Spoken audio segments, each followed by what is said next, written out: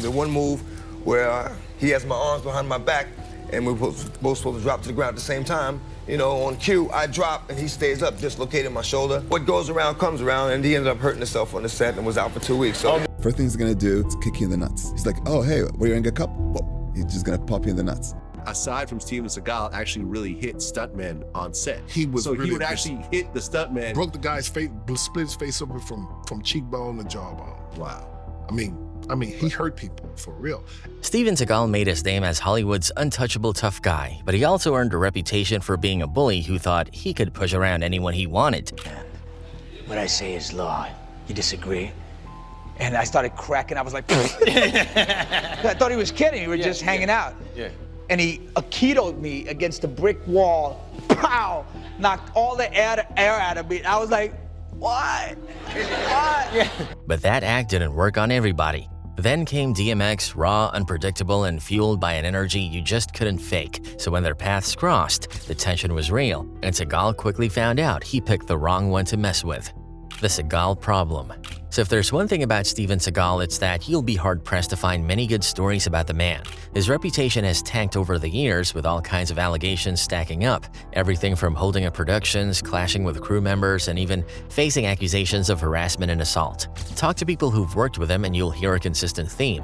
Seagal was a nightmare behind the scenes. Former co-stars and stuntmen have painted him as abusive, egotistical, and downright dangerous. We're talking horror stories, dislocating shoulders, hurting actors on set, and even kicking stunt guys below the belt just to test if they were wearing cups. It's almost unbelievable how often these stories come up. First thing he's gonna do is kick you in the nuts. He's like, oh, hey, were you gonna get a cup? Well, he's just gonna pop you in the nuts. Now, most actors and stunt people who crossed paths with Seagal might have gotten pissed at him, but realistically, not many could do much about it. The guy was a big star, hard to challenge, but one person who wasn't intimidated was DMX. And that's where things got interesting. See, DMX had started branching out into acting and scored a handful of roles. One of his biggest at the time was in the 2001 action flick Exit Wounds, and this just so happened to pair him up with Steven Seagal. Now, the set was already wild from the jump. First off, tragedy struck immediately. On the very first day of shooting, a stuntman lost his life in an accident. We had a stuntman die on the first day of shooting. Really? Because of it was just so crazy. On the day one, stuntman died from a simple stunt, cracked his head open. Then came the stories of Seagal doing Seagal things, like when he threw a stuntman through actual glass instead of the fake setup. The poor guy was supposed to make it look like he was being tossed through a window, but Seagal apparently decided to do it for real. He put one guy's, stunt guy put his head through the window. Really? He was just supposed to act like he hit him. He actually grabbed the guy and pushed his head through the window. DMX versus Seagal.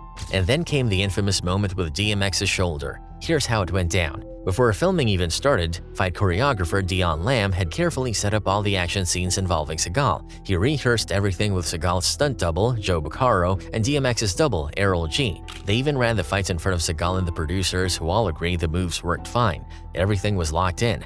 But fast forward about 6 weeks, and it's time to actually film the big fight between Seagal and DMX. Dion's guys rehearsed the choreography again, just to refresh everyone's memory. Out of nowhere, Seagal suddenly decides the choreography won't work. He insists everything need to be changed to fit his style. What followed was a full-blown argument. Seagal, Dion Lamb, director Andrei Barkowiak, and co-producer Dan Cracchiolo all going back and forth, yelling for at least an hour. Eventually, Seagal stormed off set, only to come back and end up filming the scene exactly the way Dion had planned it in the first place. But of course, Seagal being Seagal, he didn't stick to the script once the cameras rolled. During one planned move where both he and DMX were supposed to hit the ground at the same time, Seagal pulled his switch up. Instead of dropping to the floor with DMX, he stayed upright, forcing X to fall awkwardly. The result was a dislocated shoulder for DMX. He was in so much pain he had to take a few days off from filming. The one move where he has my arms behind my back and we're both supposed to drop to the ground at the same time. On cue, I drop and he stays up, dislocating my shoulder. Now here's where things get really interesting. According to rumors floating around, when DMX came back to set after recovering from that shoulder injury, he wasn't just going to let things slide. Word is, during one of their fight scenes, DMX decided to improvise, landing a punch on Steven Seagal that was a whole lot harder than what was originally planned. And this wasn't just some light tap for the cameras either. People say X connected for real, and it created an actual moment of tension on set. But if you thought that was the end of it, you'd be wrong. DMX himself would later throw even more fuel on the fire. In an interview, he hinted at karma doing its work. He said, "What goes around comes around," and confirmed that Seagal ended up injuring himself on set badly enough that he was out for 2 weeks. Really? You know, but you know, what goes around comes around, and he ended up hurting himself on the set and was out for 2 weeks. So. Oh, good. Now, to the average person, that might not sound too suspicious. Injuries happen all the time on movie sets, especially action-heavy ones. But for people who really knew DMX, fans and industry folks alike, they couldn't help but wonder, was that injury really an accident, or DMX have a hand in it, directly or indirectly? See, DMX wasn't the type to let someone play him. If you knew X, you knew he carried that wild, unpredictable edge everywhere he went. It didn't matter if you were a martial artist, a Hollywood action star, or whoever, you crossed him, you paid for it. And that's why some people believe Seagal's accident may not have been so accidental after all. And DMX didn't exactly downplay the beef either. In later interviews, he kept taking shots at Seagal, making it clear he didn't respect him one bit. There's even a supposed moment where X admitted that hitting Seagal harder than he was supposed to was his way of checking him, pushing back against what he saw as Seagal's arrogance on set. Then in a fiery interview with Rap Dirt, DMX didn't hold back at all. He called Seagal, quote, a effing ish head with spray-on hair, and even clowned the way Seagal talked, comparing him to some old slave master. Even though that raw, unscripted punch never made it to the final cut of Exit Wounds, it definitely added more fuel to the rumor mill about the tension between the two stars. Now, when you really break it down, the difference between these two guys couldn't have been more clear. Steven Seagal was a bully who leaned on his Aikido skills and Hollywood clout to push people around. DMX, on the other hand, was a grinder straight from the streets. He wasn't intimidated by reputations, he didn't care about Hollywood hierarchy, and he sure as hell wasn't about to let someone disrespect him. DMX's wild side. We've already heard plenty of stories about how wild and unpredictable X could be. Ask anybody who was close to X, and they'll all say the same thing. Running with him meant you were guaranteed to land in some crazy situation, and if you made it out in one piece, you were lucky. Man, to run rampant with DMX, we should definitely be happy to be alive. We was in the shootout broad daylight. That was life or death. Take Swiss Beats, for example. He's got more than a few wild memories with X. One story he shared is about how they used to hop in cabs and just not pay. We used to hop cabs. I used to hate it, though. I'm like, man, why are we hopping like a $3 cab? To DMX, taking a cab was like catching a free ride. He genuinely believed he didn't owe anything. That was just his mindset. Cab was a free ride. Cab was a free ride. I'm not paying. I paid him no mind.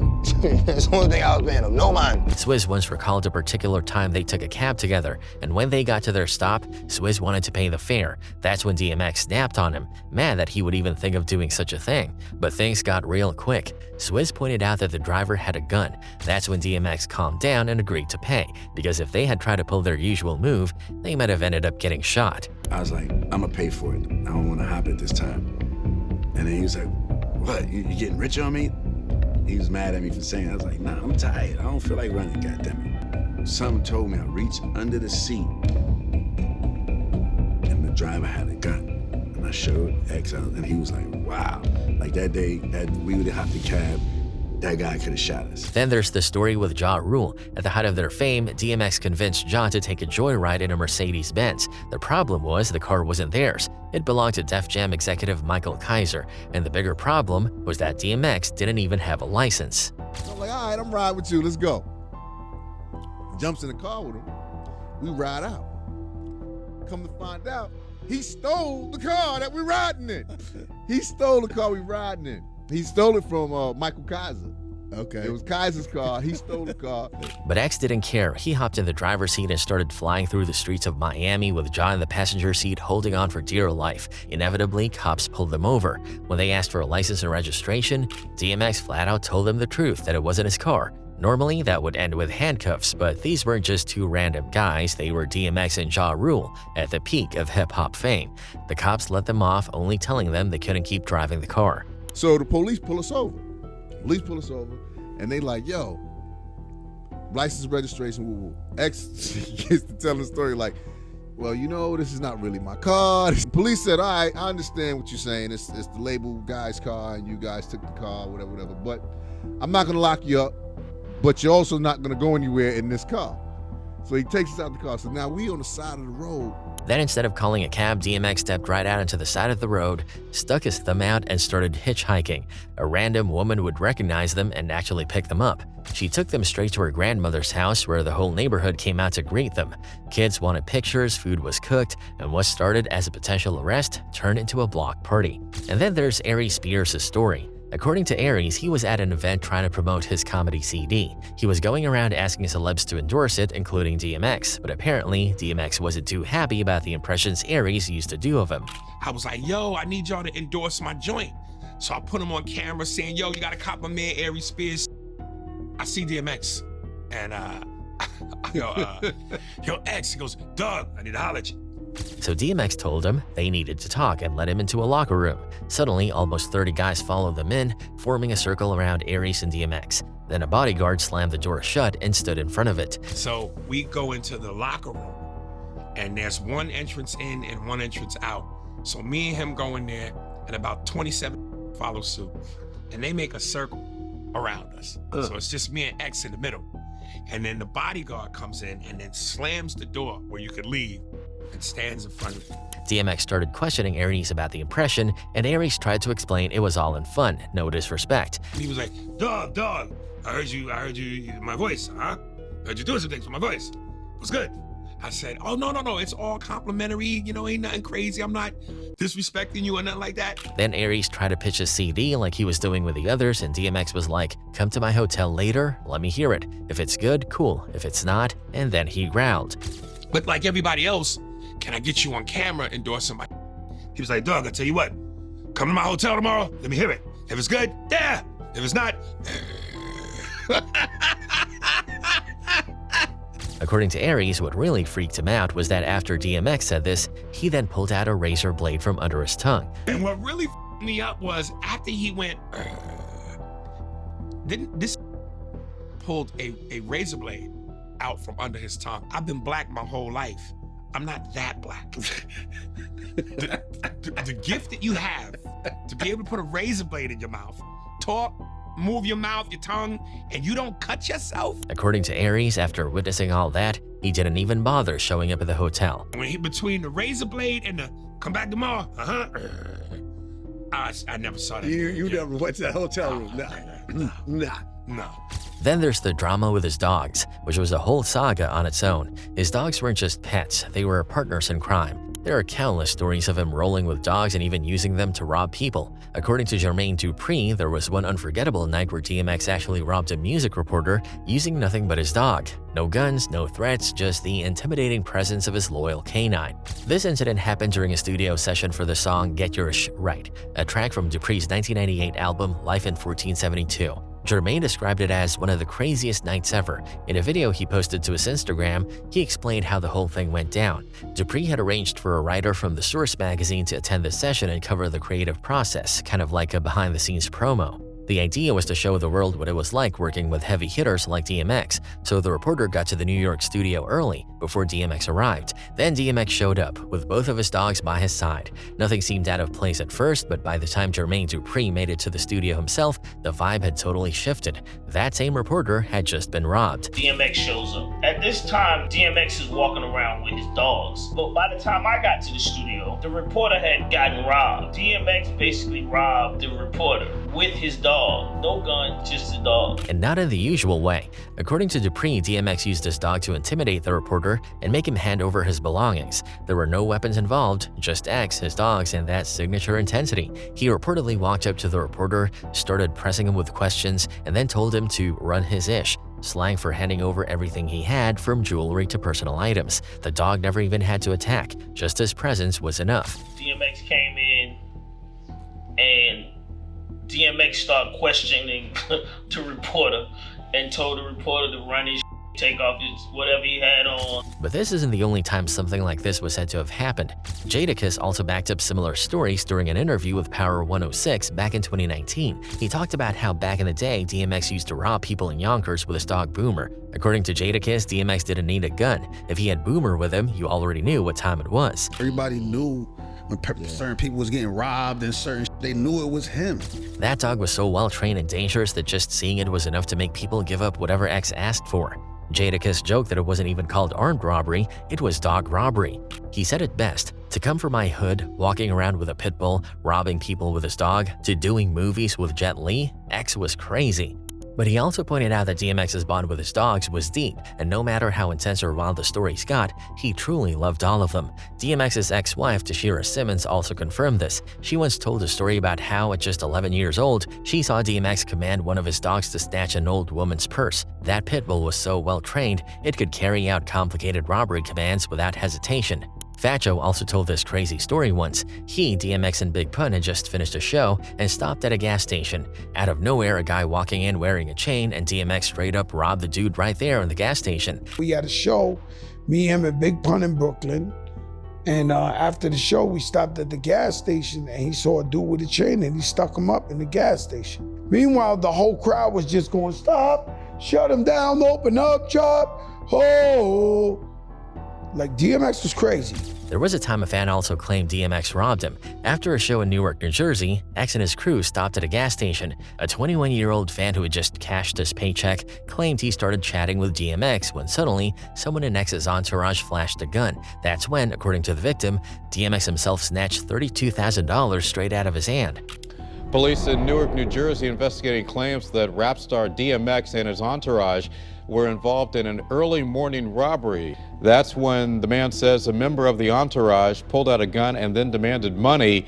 The man says he handed over $3,200 in cash and claims DMX, the rap star, took that money directly out of his hand. Surveillance cameras reportedly caught parts of the incident, and X's crew left the scene in a convoy of black Escalades. The story blew up nationally. DMX, of course, denied everything. He laughed it off, saying he wouldn't even remember such a thing and pointing out he makes way more money from a single show than what the victim claimed was stolen. His lawyer doubled down, mocking the story by asking if anyone really believed DMX would stick up two random guys at a gas station. In the end, police never charged him due to lack of evidence. Legal troubles. DMX was also one of those rappers who truly lived that life. This man found himself in all sorts of trouble over the years, everything from robbery and assault to carjacking, tax evasion, and more. For instance, one of the craziest chapters in DMX's story happened in June 2004 at John F. Kennedy International Airport. DMX was 33 at the time, at the peak of his fame, but what went down that day sounded more like an action flick than real life. According to reports, X and his friend Jackie Hudgens pulled up at the airport, and X started claiming he was a federal agent. He drove his SUV straight through a parking lot gate, telling the attendant he was with the government. Then things escalated. He allegedly tried to yank a man named Sergei Priperin out of his own car by grabbing his seatbelt buckle, basically attempting to carjack him. You know somebody lying when they start up at what had happened I was rushing for a flight. Right. And this dude in the raggedy ass Honda, he driving wild slow. Right. Now, usually if I'm in a rush, you know what I'm saying, and I'm in that truck, I hit the lights and, you know, throw the siren or whatever, and they get out the way. Right. But he was just totally disrespecting my authority. When police finally swooped in, they didn't just find him in the middle of this wild scene. They also discovered crack rocks, diazepam, oxycodone, and even a billy club inside his vehicle. The charges stacked up instantly. In possession, impersonating a federal officer, having a weapon, menacing, DUI, and more. Played the FBI agent was the craziest thing I ever heard. Was that true? Did you really put the light on in the car and bust through the gate? I think that's hilarious. Everything needs to be in perspective. By December 2004, he got a conditional discharge, but his legal issues didn't stop there. In 2005, he ended up pleading guilty to violating parole, which kept him wrapped up in court battles. Meanwhile, the victim, Sergei Priperin, hit DMX with a $4 million lawsuit for assault, battery, and emotional distress. The court didn't give him millions, but DMX was still ordered to cough up $240,000. And yet, DMX's lawyer defended him, saying X still felt justified in trying to pull the guy over because the driver wouldn't get out of the way. Throughout his lifetime, jail would become a temporary home for him, with over 30 visits.